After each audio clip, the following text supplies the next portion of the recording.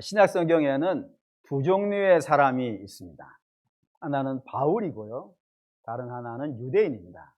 이 둘 사이에는 공통점이 있고 이 둘 사이에는 차이점이 있습니다. 공통점은 이런 겁니다. 세상의 모든 사람들은 다 고통 아래 살고 있습니다. 예외 없이, 누구나 예외 없이 고통 아래 살고 있습니다. 그리고 그 고통에서 벗어나는 것은 자기 힘으로는 안 됩니다. 오직 하나님이 구원해 주셔야 그 고통에서 벗어날 수 있다. 이 생각은 유대인이나 바울이나 동일한 생각입니다. 그런데 이 둘 사이에 결정적인 차이가 있는데 하나님이 누구를 구원해 주시냐 이거예요. 누구를 구원해 주시냐. 구원을 받아야 고통에서 벗어나는데 누구를 구원해 주시느냐 했을 때 유대인들은 뭐라 하냐면 율법을 행하는 자라 한다 이거예요. 율법을 행하는 자. 하나님께서 우리에게 율법을 행하라고 주신 거 아니냐. 그러니 이 율법을 행하지 아니하고 어떻게 구원을 이야기할 수 있겠느냐. 그러니 우리는 하나님이 이 명하신 것, 이 율법을 행해야 되고 하나님은 우리가 그 율법 행하는 것을 잘 보시고 그걸 공로 삼아서 잘했으면 구원해 주시고 잘 못했으면 구원 안 해주시고 뭐 이런 그림을 그리고 있는 사람들이 바리새인이고 유대인입니다. 그런 사람들을 향해서 바울은 뭐라 하냐면 그럴 수 없다 이거예요. 그럴 수 없다. 예, 유대인이나 이방인이나 다 죄 아래에 있는 백성들이다. 그렇기 때문에 우리는 율법을 행할 수 있는 능력도 없을 뿐만 아니라 율법 또한 우리를 구원할 수 있는 힘이 없다. 그렇기 때문에 우리가 구원을 받으려면은 율법에서 벗어나야 된다 이거예요. 벗어나서 어디로 와야 한다고요? 십자가 밑으로 와야 된다. 그러니까 우리의 능력과 우리의 공로와 우리의 힘으로 구원받는 게 아니라 예수의 힘으로, 예수의 권능으로, 예수의 은혜로, 예수의 공로로 우리는 구원받는 것이니까 우리는 그쪽으로 와야 된다라고 선포하는 것이 사도 바울이다 이겁니다. 그렇게 복음을 이야기한 거예요. 복음을 이야기하자 이 유대인들이 이제 반기를 든 겁니다. 그 반기를 든 내용이 7장 앞부분에 있어요. 7장 앞부분 보겠습니다. 그런즉 우리가 무슨 말을 하리요? 율법이 죄냐? 사도 바울이 율법으로는 구원받지 못한다라고 이야기하니까 유대인들이 무슨 말이냐? 그럼 율법이 우리를 구원해주지 못한다는 것은 율법이 나쁜 거냐? 율법이 죄냐? 율법이 악한 것이냐? 만약에 율법이 악한 것이라면은 이것을 주신 하나님은 어떤 분이냐 이거예요. 아니, 우리는 하나님 선하신 분이라 그러는데 선하신 분이 어떻게 악한 거를 줄 수 있겠느냐? 어떻게 죄를 줄 수 있겠느냐? 그럼 하나님도 죄고 하나님은 악한 분 아니냐? 이런 이야기 하려고 하시는 것이냐? 라고 따졌다 이겁니다. 그 따짐에 대해 사도 바울이 그 뒷부분을 이야기한 겁니다. 뒷부분 보여주세요. 읽겠습니다.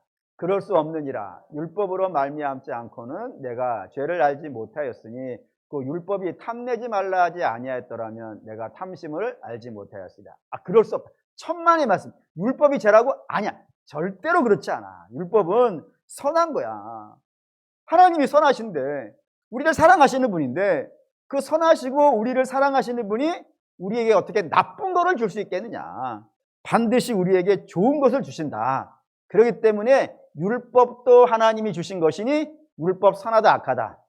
선하다 이거예요. 그런데 율법이 구원의 용도로 주신 건 아니라 이거예요. 선한 거는 맞아. 선한 거는 맞지만 하나님이 율법을 우리에게 주실 때는 그것 갖고 구원받으라고 준 것이 아니고 그것 갖고 뭐를 알려고요? 죄가 뭔지를 알라고. 죄가 뭔지를 알라고.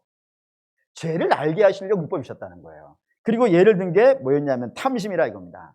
탐내지 말라 하지 않았다면 내가 탐심을 몰랐을 텐데 탐심을 주께서 말씀하심으로 계명으로 주심으로 말미암아서 내가 탐심이 뭔지를 알았다. 이렇게 썼다 이거예요.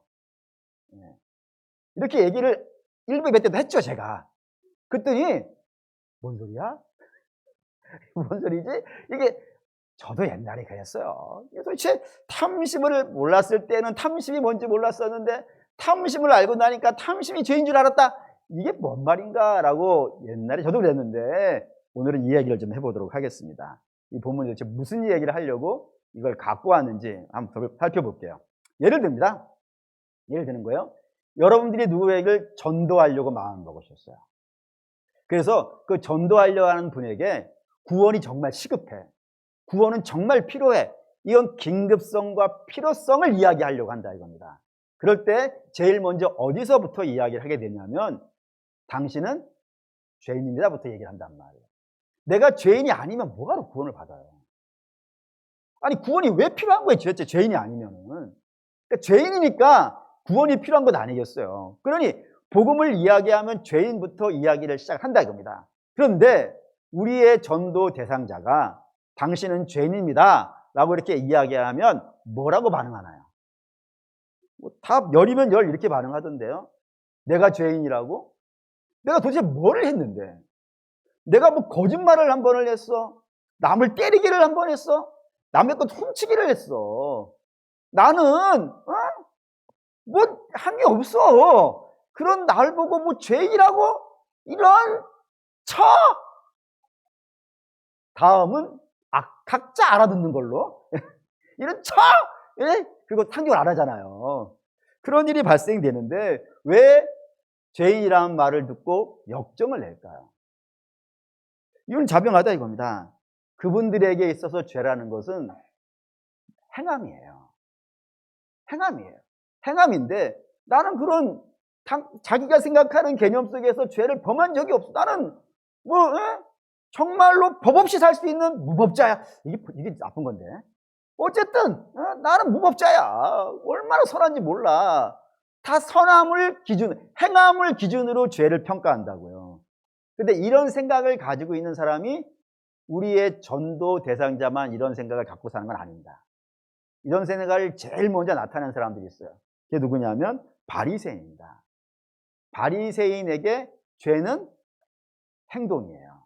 보시죠. 누가복음 18장 11절에 12절 읽겠습니다. 바리새인은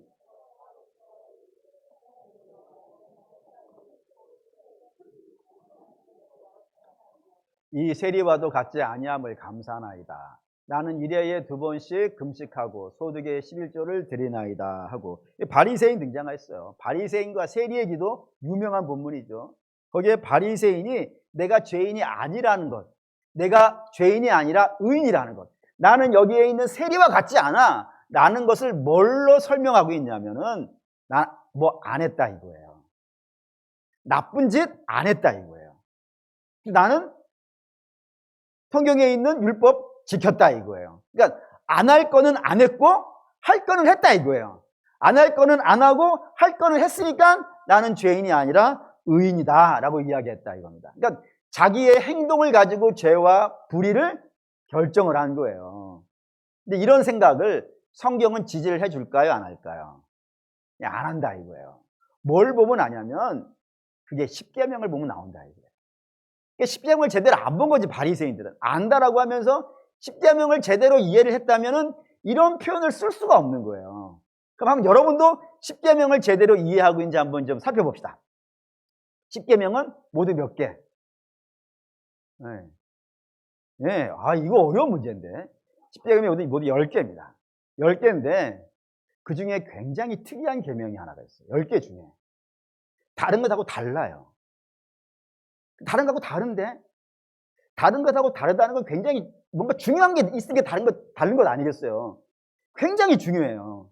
그리고 모든 율법을 아우를 수 있을 만한 거예요. 근데 되게 많은 분들이 그게 얼마나 중요한지를 모르는 게 있어요. 정말 중요성을 몰라요. 다른 거에 비해서 중요성을 모르는데 굉장히 중요하고 그리고 굉장히 특이해요. 그 계명이 몇 번째 계명일까요?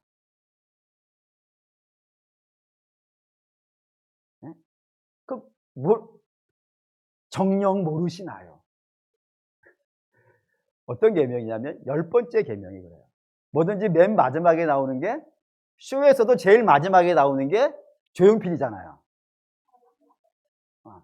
맨 마지막에 나오는 게 중요해요. 근데 이 10번째 계명이 굉장히 중요하고 특이해요. 한번 봅시다. 출애굽기 20장 17절 읽겠습니다. 내 이웃의 집을 탐내지 말라. 내 이웃의 아내나 그의 남종이나 그의 여종이나 그의 소나 그의 나귀나 물은 내 이웃의 소유를 탐내지 말라. 뭐가 특이한지 느낌이 오시나요? 예를 들어서 1번부터 1계명부터 9계명까지는 구체적인 행동을 갖고 있어요. 우상 숭배하지 말라, 절하지 말라, 예? 안식일을 지켜라, 또 뭐 부모에게 순종하라, 거짓말하지 말라, 뭐 살인하지 말라, 뭐 간음하지 말라, 이런 식으로 구체적인 행동 하나하나를 규정하고 있단 말이에요. 근데 10번째 계명은 뭐야? 행동이 아니잖아요. 탐심은 행동이 아니에요, 여러분. 탐심은 마음의 상태예요. 아직 이웃집 아내를 간음하지 않았어요. 단지 어떤 상태예요? 마음의 상태예요. 내가 아직 이웃의 물건을 훔치지 않았어요. 빼앗아 오지 않았어요. 단지 지금 내 마음의 상태가 그런 거예요. 그러니까 10번째 계명은 마음의 상태를 다루고 있는 거예요. 근데 저 마음의 상태가 왜 중요하냐? 모든 계명이 저게 다 걸리기 때문이에요. 모든 계명이 저게 다 걸린다고요. 다시 말하면 이런 겁니다. 1계명부터 쭉 행동들을 나열하고 있는 거예요. 근데 10계명은 10개여야 돼요. 왜 10개여야 돼요? 뭐 10계명이니까. 뭐 12계명이면 12개 했겠죠. 10계명은 몇 개예요? 10개. 10개는 만수예요. 그러니까 충만하게 끝내야 돼. 근데 하나씩 하나씩 행동을 규정하면은 여러분 10개의 계명 가지고 되겠어요? 안 되겠어요? 될 리가 있겠습니까? 하다못해 율법전서라 그러죠? 뭐 사법시험 보는 사람들 그 중에서 하나가 형법이잖아요. 형법에 있는 죄의 가지수가 몇 개겠어요? 왜? 정답 몰라요. 왜? 많으니까. 정말 쉬운 거 저는 쉬운 것밖에 안 물어봐요. 네? 몰라요. 너무 많아. 너무 많은 거 어떻게 10개 몰라요. 근데 하나로 보는 방법이 있다 이겁니다. 그게 뭐냐면은 마음이라 이거예요. 그러니까 마음에 의해서 모든 것들이 다 걸려요. 우상숭배? 봅시다. 그냥 아예. 골로새 3장 5절. 읽겠습니다. 그러므로 땅에 있는 지체를 죽이라. 곧 음란과 부전과 사욕과 악한 정욕과 탐심이니 탐심인 우상숭배니라라고요. 우상숭배를 뭐라고 썼다고요? 탐심. 마음의 상태예요, 탐심은. 그리고 우상숭배는 구체적인 행동이에요. 이거를 연결시킨 거예요. 언뜻 보면 연결이 안 될 것 같아요. 근데 성경은 이거를 아주 단호하게 연결시켜요. 왜냐하면 우상숭배가 어디서 나오니까? 탐심, 마음에서 나온다 이거예요. 봅시다. 창세기 3장 5절 읽겠습니다. 너희가 그것을 먹는 날에는 너희 눈이 밝아져 하나님과 같이 되어 선악을 알 줄 하나님이 아십니다. 사단이 첫사람을 죄에 빠뜨릴 때 사용했던 멘트예요. 거기에 죄에 빠뜨리기 위해서 저들에게 뭐를 하라 그런 거예요? 뭘 하라는 게 뭐가 되라 그런 거예요. 뭐가 된다고요? 하나님 같이 된다고요. 어떻게 하면은 선악과를 먹으면, 그러니까 하나님처럼 되는 그런 마음을 갖겠다고요. 근데 여러분 이거 이해하기 전에 좀 곁다리 좀 갔다 옵시다. 사람은 하나님처럼 돼야 될 이유가 있어요, 없어요? 없어요. 왜 없을까요? 봅시다. 창세기 1장 27절 읽겠습니다. 하나님이 자기 형상 곧 하나님의 형상대로 사람을 창조하시되 남자와 여자를 창조하시고, 사람은 하나님이 돼야 될 이유가 없어요. 왜냐하면 그가 시작할 때부터 하나님 형상을 갖고 나왔다고요. 대단히 영광적인, 하나님이 되려고 할 필요가 없는 거예요. 뿐만 아니라 여기 이것도 있어요. 창세기 2장 7절 읽겠습니다. 여호와 하나님이 땅의 흙으로 사람을 지으시고 생기를 그 코에 불어넣으시니 사람이 생명이 되니라. 하나님이 흙으로 사람을 만드신 다음에 다른 짐승들도 다 흙으로 만들었단 말이에요. 다른 모든 것도 다 흙으로 만드셨는데 그 다른 모든 것들에게는 하나님의 영을 불어넣지 않았다니까요. 오직 누구에게만? 사람에게만 부었단 말이에요. 그러니 사람은 만들어진 것 자체도 하나님의 형상으로 만들어져 있고 그 코에 하나님이 생기도 불어넣으셔서 생명이 되게 하셨으니 피조물들이 봤을 때는 어떤 존재로 보이겠어요? 정말 이거로 확인해 볼까요? 창세기 9장 1절에서 2절 읽겠습니다. 하나님이 노아와 그 아들들에게 복을 주시며 그들에게 이르시되 생육하고 번성하여 땅에 충만하라. 땅의 모든 짐승과 공중의 모든 새와 땅에 기는 모든 것과 바다의 모든 물고기가 너희를 두려워하며 너희를 무서워하리니 이것은 너희의 손에 붙였음이라 라고요. 이 모든 피조물이 사람을 어떻게 대한다고요? 무서워하고 두려워하고 성경에 반복이 나오면요, 중요한 거예요. 강조하는 거예요. 사람이 모든 피조물에 봤을 때는 너무 놀라운 거예요. 근데 이게 더 놀라운 건 뭔지 아세요? 네? 모든 피조물이 봤을 때 사람은 자기들하고 수준이 다른 거예요. 너무 대단한 거예요. 겁날 정도로 대단한 거예요. 그런데 뭐가 더 놀랍냐면 저게 구장이라는 거예요. 구장. 구장이라는 것은 3장의 사람이 죄로 말미암아 타락해가지고 하나님의 형상이요, 망가졌단 말이에요. 망가졌다고요. 부서졌다고요. 그리고 창세기 6장에 하나님이 그 죄를 단죄하셔가지고 온 세상을 심판하셨단 말이에요. 그래서 그 뒤란 말이에요. 그러니까 하나님의 형상, 종합해서 말씀드린다면 하나님의 형상이 부서지고 부서져서 거의 가루가 된 상태예요. 가루가 되어져 있는 상태인데도 불구하고 다른 피조물들은 사람을 볼 때 어떻다고요? 두렵다고요. 겁나다고요. 그러면 하나님의 형상이 파괴되지 않았을 때는 어땠을 것 같으세요? 부서진 것만도 이런데. 이렇게 얘기할까요? 여러분, 우리가 혹시 뭐 여행 가시면은 기가 막힌 경치를 보잖아요. 예를 들어, 기린봉. 기린봉에서 이 아중교수지를 보신 분 있으십니까? 네? 다른 동네 사시는 분들은 이 동네 사는 걸 부러워합니다. 아름답죠? 네, 아름답습니다. 근데 이거 죄로 망가지고 홍수로 심판되어서 다 부서진 세상도 이렇게 아름다운 거예요. 그러면 부서지기 전 에덴은 어떻겠어요? 뭐 말할 필요가 없는 거예요. 하나님 형상 깨졌을 때도 저렇게 피조물들이 겁날 정도면은 하나님 형상이 부서지지 않았을 때는 어땠을 것 같아요? 봅시다. 창세기 2장 19절 읽겠습니다. 여호와 하나님이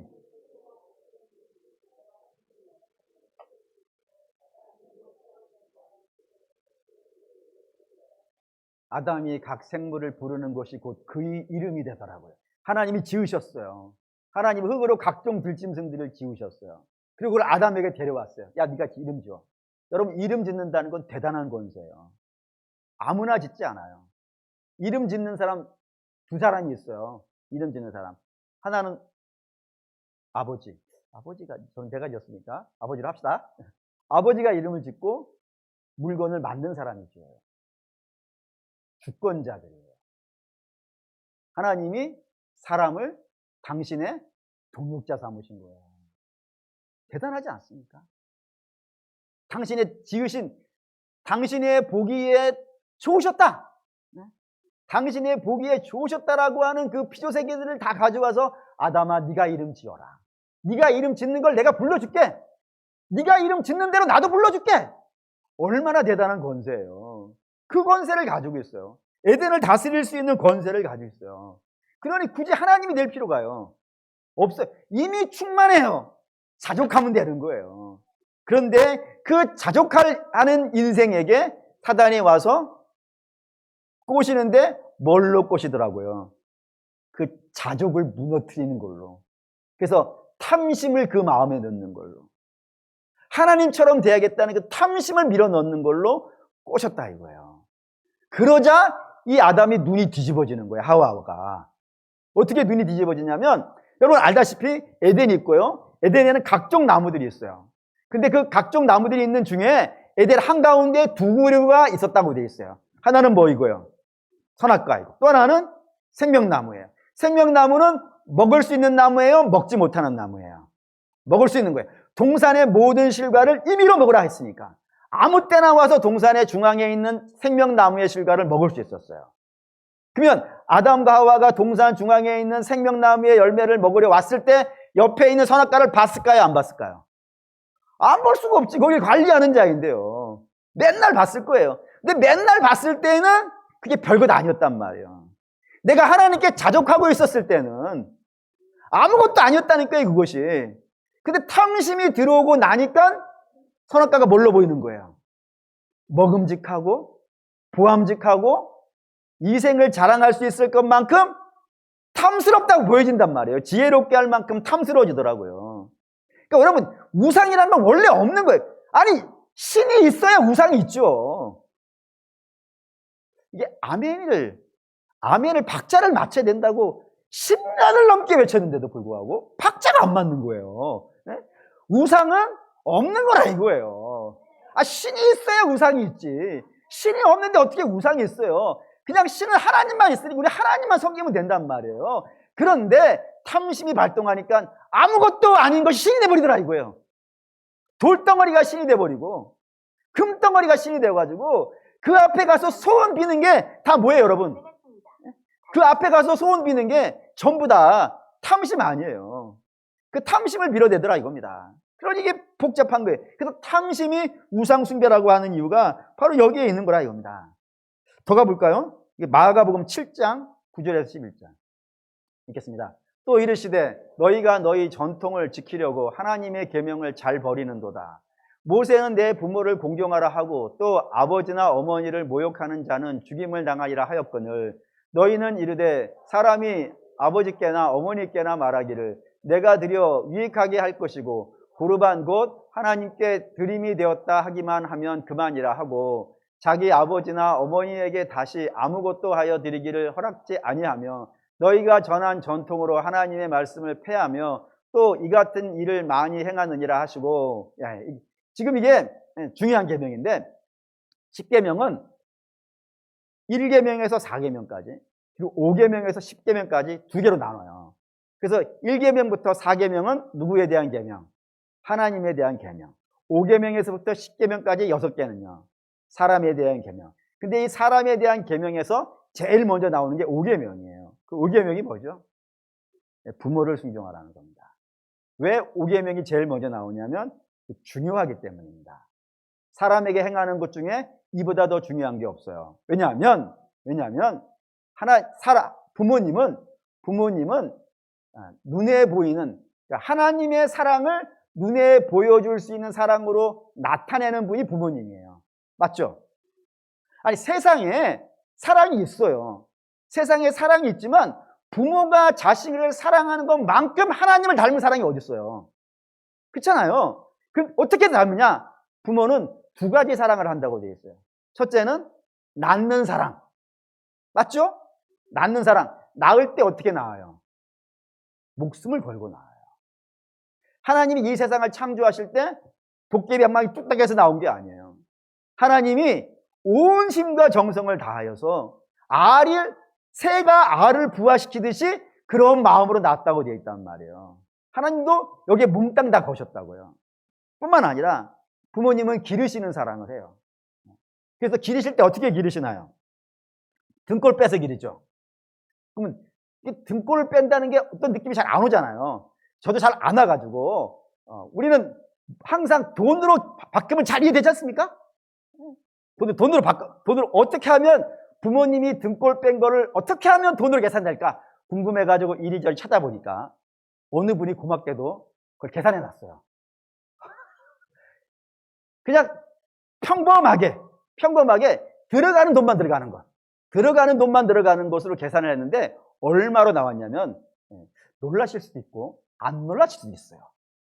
근데 제가 볼 때는 여기 있는 분은 다 놀랄 것 같아.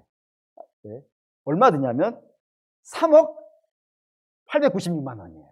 한 사람당. 우리 집은 10억 들었어요. 10억 다 안 들었구나. 좀 남았어요.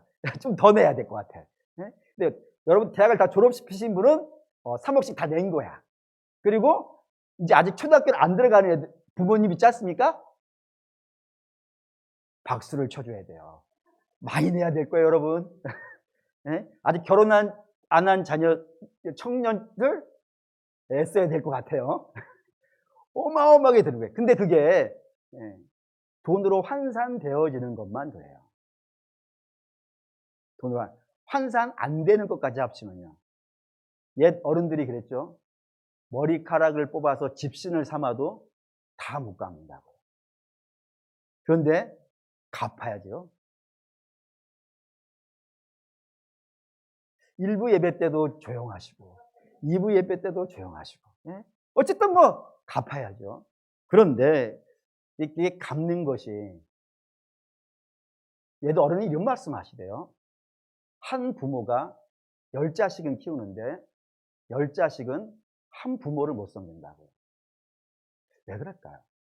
오늘 본문에 여기 등장한 거예요. 마가복음 7장에. 부모님은 안다고요. 그래서 갚아야 돼요. 갚는데 아까운 거야. 그게 아까운 거야. 내 입에 들어가기도 부족한데 부모까지 주는 게 아까운 거예요.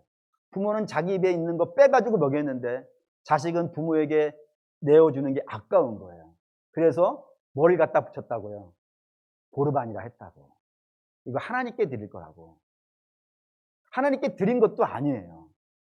하나님께 안 드리는데 그게 전통이라고 하면서 하나님께 드린다고 하면서 그걸 안 드리고 자기가 갖고 싶은데 그걸 명분을 만들기 위해서 그렇게 했다고요. 그래서 주께서 말씀하시는 거 아니에요. 너희가 전통으로 율법을 깨더라. 너희의 탐심이 율법을 깨더라. 그 제일 크게 깬 것이 뭐인 거예요? 그러니까 아니 부모에게도 못 주는 거라면은 다른 사람 누구에게 줄 수 있겠어요, 여러분? 그러니까 지금 주께서 이 부모에게 드리는 걸로 이 율법을 설명하시는 이유는 너희는 아무것도 안 한다 이거예요. 그 마음의 욕심 때문에. 부모도 못 주는데 누구는 줄 수 있겠느냐. 그게 너희의 탐심. 그러니까 탐심이 율법을 다 깨고 있는 거예요. 더 유명한 걸로 한번 볼까요? 마태복음 5장 21절에서 22절 읽겠습니다. 옛사람에게 말한 바 살인하지 말라. 누구든지 살인하면 심판을 받게 되리라 하였다는 것을 너희가 들었으나 나는 너희에게 이르노니 형제에게 노하는 자마다 심판을 받게 되고 형제에 대하여 나가라 하는 자는 공회에 잡혀가게 되고 미련한 놈이라 하는 자는 지옥불에 들어가게 되리라. 예. 살인, 옛날에 바리새인들은 그 살인을 행동으로 알았다고요. 그래서 내가 살인 안 했다 그러는 겁니다. 뭘 갖고요? 나는 실제로 사람을 죽인 일이 없어. 칼로 찌른 일이 없어. 그런 것만 계산하고 있는데 주께서는 네 마음을 얘기한다. 마음을. 살인은 행동이야. 물론 행동이 맞아요. 한데 그 행동이 나오기 위해서는 마음이 먼저 뒤집어져야 되는 거란 말이에요. 마음이 안 뒤집어지고 나서 어떻게 살인이 되냔 말이에요. 그러니 너희가 이미 누군가를 미워한다면은 살인한 거다. 또 보죠. 마태복음 5장 27절에서 28절 읽겠습니다. 또 간음하지 말라 하였다는 것을 너희가 들었으나 나는 너희에게 이르노니 음욕을 품고 여자를 보는 자마다 마음에 이미 간음하였느니라. 이미라는 것이 보여야 돼. 이미. 여자를 아는 것이 간음이 아니고 그의 마음에 품은 것이 자체가 이미 간음이라. 그러니까 주께서는 전부 계명을 뭘로 설명하고 있냐면 마음으로 설명하고 있다니까요. 그 마음이 그렇게 되어지면은 행동은 따라 나온다 이거예요. 이게 구약에도 마찬가지입니다. 창세기 6장 5절 읽겠습니다. 여호와께서 사람의 죄악이 세상에 가득함과 그의 마음으로 생각하는 모든 계획이 항상 악할 뿐임을 보시고요. 홍수 심판으로 세상을 심판하실 때 그들이 죄인이라 이겁니다. 죄들이 나타났어요. 죄들이 나타났어요. 근데 그 죄들이 나타난 것을 주께서는 그 행동만을 보는 게 아니라 그 행동이 어디서 나왔느냐 봤단 말이에요. 그리고 그 행동 어디서 나오더라고요? 마음에서 나왔다 이거예요. 마음이 이미 다 죄로 물들었다 이거예요. 그래서 그런 악한 행동을 했고 하나님이 심판하신다던가 이겁니다. 이것도 뭐죠? 마가복음 7장 18절에서 23절 읽겠습니다. 예수께서 이르시되 너희도 이렇게 깨달음이 없느냐? 무엇이든지 밖에서 들어가는 것이 능히 사람을 더럽게 하지 못할 것을 알지 못하느냐? 이는 마음으로 들어가지 아니하고 배로 들어가 뒤로 나감이라. 이러므로 모든 음식물을 깨끗하다 하시느니라. 또 이르시되 사람에게서 나오는 그것이 사람을 더럽게 하느니라. 속에서 곧 사람의 마음에서 나오는 것은 악한 생각 곧 음란과 도둑질과 살인과 간음과 탐욕과 악독과 속임과 음탕과 질투와 비방과 교만과 우매한 것이니 이 모든 악한 것이 다 속에서 나와서 사람을 더럽게 하느니라. 예, 사람의 행위가 더럽다 이거예요. 행위가 더러운데 그 행위가 더러운 것이 나오는 것이 어디냐 이거예요. 마음이라 이거예요. 마음에서 그 더러운 것들이 나온다. 다시 말하면 그 마음을 고치지 않고서는요. 행위는 늘 나오는 거예요. 그러니까 배가 아픈데 배가 아픈 요인이 여러 가지잖아요. 여러 가지인데 거기다가 소화제만 드립다 먹으면 낫겠어요. 그 실제를 고쳐야 되지 않겠습니까? 그러니 너희가 악한 행동 나오는 것은 그 악한 행동 자체도 문제지만 그 행동이 어디서 나오냐면 그 죄로 말미암아서 타락해버린 그 마음이라 이거예요. 그 마음에서 그 죄가 들이다 나오는 것이고 그 마음을 다스리지 않고서는 그 냄새와 악취를 고쳐낼 수 없다 이겁니다. 그런 기반을 가지고 사도 바울이 탐내지 말라고 하는 거라 이겁니다. 주께서 탐내지 말라라고 하는 이 10번째 계명을 말씀하지 않았다면 모든 사람은 죄를 다 뭘로 이해하는 거예요? 행위로 다 이해한단 말이에요. 행위로 다 이해하는데 주께서 그 마지막 10번째 계명을 마음이라고 얘기를 하셨고 그 마음에서 모든 죄들이 다 튀어나오더라. 계명을 무너뜨리는 건 다 마음에서 시작되더라. 그러니 그 마음을 하나님께서 보라고, 너의 마음을, 우리가 육체는 볼 수 있지만 마음의 상태는 못 보는 걸 아니겠어요. 그 마음의 상태를 보라고 뭐를 주셨다고요? 율법을 주셨다 이겁니다. 그렇기 때문에 저와 여러분은 성경을 읽고 율법을 읽으면서 율법이 이거 우리를 구원해 주는 거야 이렇게 생각하면 안 되고, 우리는 은혜로 받았으니까 율법은 필요 없는 거야 이렇게 하면 안 된다고요. 율법은 그 율법을 가지고 우리의 마음을 재야 돼요. 마음을. 그래서 한번 여러분 주의 말씀대로 한번 재보잔 말이에요. 미움이 살인이라면 얼마나 많은 분들을 죽였어요. 그리고 얼마나 많은 분들을 지금 죽이고 있어요. 또 얼마나 많은 분들을 죽일 예정인가요? 마음에 이미 마음이 가늠이라면은 여러분 얼마나 많은 여자를 이미 욕보인 거예요. 마음을 재시라고요. 도둑질이 마음이라 그러면은, 탐심이라 그러면은 우리 견물생심이라고 얼마나 많은 도둑질을 우리가 하고 있는 거예요. 그게 행동으로 안 나타났다고 해가지고 죄가 아니다 생각하시면 안 된다니까요. 주께서 말씀하셨어요. 베드로가 자기가 잘났다고 떠들잖아요. 근데 주께서 야 베드로야, 시몬아, 사단이 너를 자기한테 달라고 늘 까부린다. 하지만 내가 안 줬다고요. 내가 안 줬으니까 네가 지금 견디고 있는 것이지, 내가 손 놔버리면은 너는 그 탐심이, 너의 그 잘남을 자랑하고 싶은 그 마음이 결국엔 너를 무너뜨릴 거라고. 그리고 실제로 주님을 3번 부인하는 역사가 만들어지잖아요. 그러니 살아가는 우리 믿음의 성도 여러분, 우리가 지금 뭘 안 했다고 해가지고 의인이라고 생각하시는 거는 정말 큰 착각이라 이겁니다. 율법을 가지고 행동을 재시지 마시고 마음을 먼저 재세요. 행동이 행동이 죄가 아니라는 건 절대 아닙니다. 그런데 그 행동이 마음에서 나온다고요. 그래서 마음을 재시라고요. 그래서 나의 마음이 하나님의 말씀과 얼마나 먼 것인가 생각해 보셔야 된다 이겁니다. 그렇지 않고 있으면 여러분, 우리는 만약에 예를 들어서 손발을 묶어 놓으면은 옛날에 그 죄는 못 질지 모르겠어요. 감옥에 넣어 놓으면은 옛날에 그 죄를 안 질지 모르겠어요. 하지만 감옥에 가서는 감옥에서 또 죄를 져요. 아시잖아요. 이거 못 지면 이거 짓고, 저 죄 안 지면 이 죄 짓고, 여기 막아 놓으면 저기 또 열리고, 그 어른 여자에게 못하니까 어린 여자에게 하고, 저정신으로 못하니까 종교의 탈을 뒤집어 쓰고 하고, 사람은 방법을 막는다고 해가지고 죄가 안 나오는 게 아니라 모습을 바꿔서 다른 모습으로 나온다고요. 그러니 그런 우리를 보고 어떻게 의인이라고 말할 수 있겠어요? 그럼 우리는 율법을 제대로 알았다면은 우리가 어떤 사람인지를 볼 수 있어야 돼요. 그래서 그거를 보고 사실은 절망하셔야 돼요. 율법은 우리를 절망시키는 거예요. 우리 힘으로 안 되는구나. 내가 이거 해보려고 했는데 마음은 원하는데 안 되는구나 하는 걸 알게 하는 게 율법이라고요. 우리만 그런 게 아니라 이거 사도 바울도 그렇습니다. 로마서 7장 15절에서 24절 읽겠습니다. 내가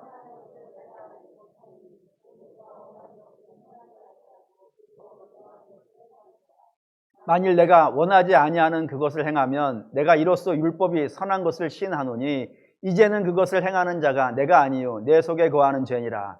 내 속 곧 내 육신에 선한 것이 거하지 아니하는 줄을 아노니 원함은 내게 있으나 것은 없노라. 내가 원하는 바 선은 행하지 아니하고 도리어 원하지 아니하는 바 악을 행하는도다. 만일 내가 원하지 아니하는 그것을 하면 이를 행하는 자는 내가 아니요 내 속에 거하는 죄니라. 그러므로 내가 한 법을 깨달았노니 곧 선을 행하는 원하는 나에게 악이 함께 있는 것이로다. 내 속사람으로는 하나님의 법을 즐거워하되 내 지체 속에 한 다른 법이 내 마음의 법과 싸워 내 지체 속에 있는 죄의 법으로 나를 사로잡아 오는 것을 보는도다. 오호라, 나는 곤고한 사람이로다. 이 사망의 몸에서 누가 나를 건져나랴. 사도 바울의 절망이 안 보이십니까? 나는 곤고한 사람이로다. 나는 이런 죄를 안 질 줄 알았었는데 나는 괜찮은 사람인 줄 알았었는데 내 속을 들여다보니까 나 정말 심각하더라. 이 사망의 몸에서 누가 나를 건져내겠냐. 여러분, 사도 바울이 나쁜 사람이어서 그런 게 아니에요. 사도 바울 어떤 사람이냐? 빌립보 3장 읽겠습니다. 그러나 나는 육체를 신뢰야만 하며 만일 누구든지 다른 이가 육체를 신뢰할 것이 있는 줄로 생각하면 나는 더욱 그러하니라. 나는 8일 만에 할례를 받고 이스라엘 족속이요 베냐민 지파요 히브리인 중에 히브리인이요 율법으로는 바리새인이요 열심으로는 교회를 박해하고 율법의 의로는 흠이 없는 자로다. 그러나 무엇이든지 내게 유익하던 것을 내가 그리스도를 위하여 다 해로 여길 뿐더러라고 했어요. 여기 이제 사도 바울이 자기를 뭐라고 하냐면 나 완전한 유대인이다. 그 말인즉슨 태어나면서부터 율법을 대해서 배워왔고 율법 속에 살아왔어요. 그래서 율법으로는 나로 정죄할 사람이 단 한 명도 없다고요. 다시 말하면 나는 아까 우리가 바리새인 봤듯이 할 거는 하는 사람이고 안 할 거는 안 하는 사람이라고요.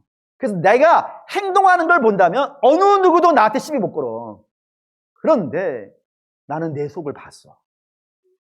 하나님의 율법으로 내 속을 재봤어. 그랬더니 나 정말 심각한 사람이더라 라고 얘기하는 거라 이거예요. 고로 사랑하는 믿음의 성도 여러분, 혹시 나 정도면 괜찮지라고 하는 생각하는 분이 있다면 아직 나를 모르는 겁니다. 나를 본 적이 없어요. 사도 바울 대단한 사람입니다. 흠이 없다고, 육체로는 흠이 없다고 한 사람이에요. 그런데 우리는 그만 못하잖아요. 그런데도 불구하고 내가 괜찮은 사람 같이 보입니까? 율법으로 정죄를 안 당해봐서 그래요. 여러분, 율법 무시하면 안 됩니다. 은혜로 구원받았으니까 율법은 필요 없다 이렇게 가시면 안 돼요. 율법으로 내 영혼을 재보시고 정죄해 보셔야 돼요. 시험해 보셔야 돼요. 그래서 내 속이 얼마나 악한지를 아실 수 있어야 돼요. 왜 하나님이 이거 시키실까요? 하나님이 그거를 시키시는 이유는 정죄하기 위함이 아니에요. 주를 따라오게 하기 위해서. 자기를 부인해야 주를 따라가는 것 아니겠어요? 내가 잘났다고 하는 사람은 내 길을 가지 어떻게 주를 따라가겠어요? 그러니까 주는 우리를 생명의 길로 인도하시려고 우리의 죄를 알게 하셔야 될 이유가 있어서 우리로 하여금 그 죄를 알게 하시려고 율법을 주셔가지고 그거로 정죄를 시키는 거예요.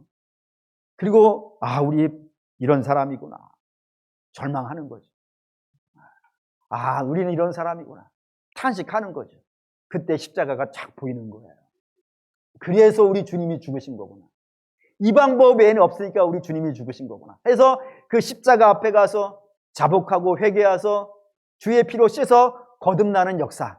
여러분, 이게 구원이에요. 구원을 단지 천국 가는 걸로 제한시키지 마십시오. 구원받은 자는 천국 당연히 가는 겁니다. 그런데 아직 우리는 안 갔잖아요.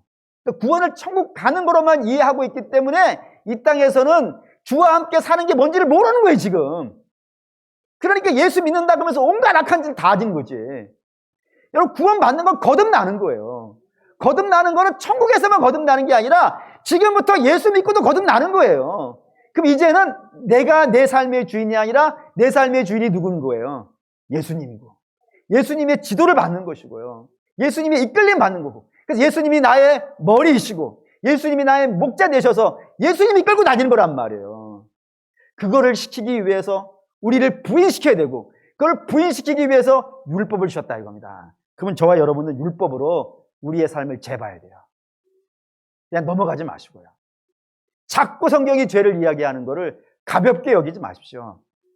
얼마나 이 문제가 중요한 문제냐면 신약 성경 펴는 데마다 죄 이야기인 거예요. 자기를 부인하고 주님 따라가는 것. 이 일을 위해 주님이 십자가 지셨기 때문에 그렇습니다. 그리고 사랑하는 믿음의 성도는 바라고 원하는데 율법을 통해서 죄를 아시기 바랍니다. 그리고 십자가 앞에 나가서 거듭나시기를 주의 이름으로 축원합니다.